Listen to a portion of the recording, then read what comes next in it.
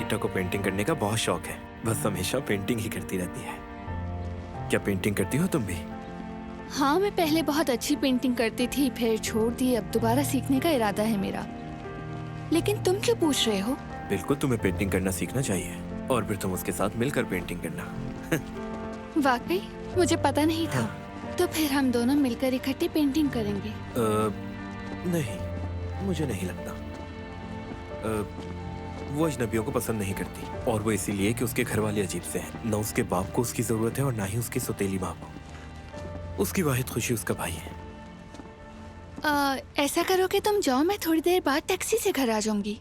दरअसल मुझे मेरे दोस्तों से कैफे में मिलने जाना है, वो वेट कर रहे होंगे। टैक्सी की क्या जरूरत है, मैं तुम्हारा इंतजार कर लूंगा, कोई मसला नहीं है। तुम इंतजार कर लोगे? Okay, thank you. चलो फिर चलें।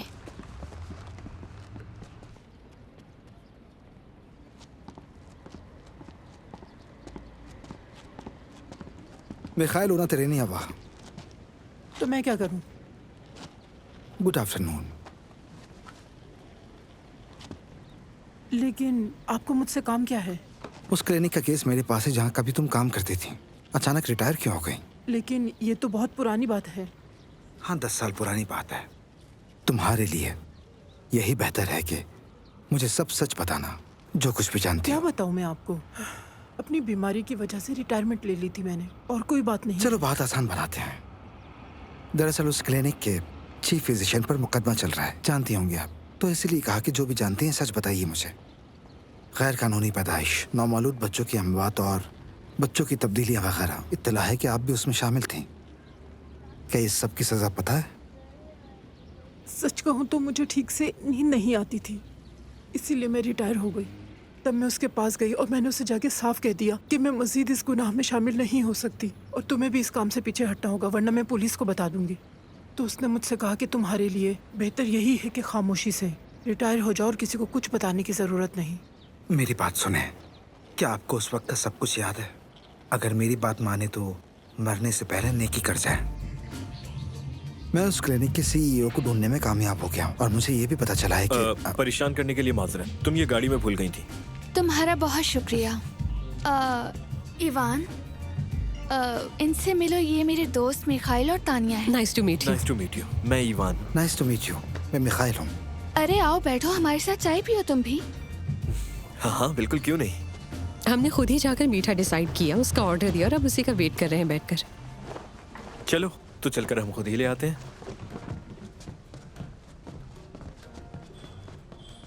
बताओ, जब तक वो नहीं आता।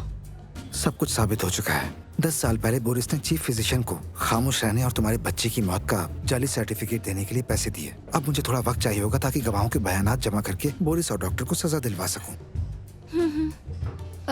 मेरे पास भी तुम्हें देने के लिए कुछ है।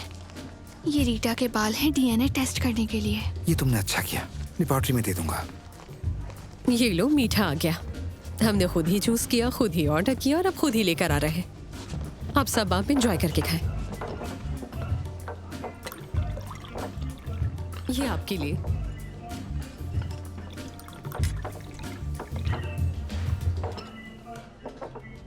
तुम जानते हो कि रात की तारीकी मेरे चेहरे पर नकाब बनकर छाई हुई है, वरना जो कुछ मैंने तुमसे कह दिया है उस पर शर्म से मेरे रुखसार गुलाबी हो जाते। मैं चाहती हूँ कि बात को किसी खूबसूरत अंदाज में कहूँ। चाहती हूँ कि तुम्हें इनकार कर दूँ, मगर अब इन रस्मी बातों का वक्त गुजर गया है। क्या तुम मुझसे मोहब्बत करते हो? मुझे मालूम है कि तुम हाँ कहोगे और मैं तुम्हारी बात मान लूंगी, लेकिन अगर तुम कसम खाओगे तो हो सकता है तुम झूठे निकल आओ। और अगर तुम मुझसे मोहब्बत करते हो तो सच्चाई से इसका इकरार करो।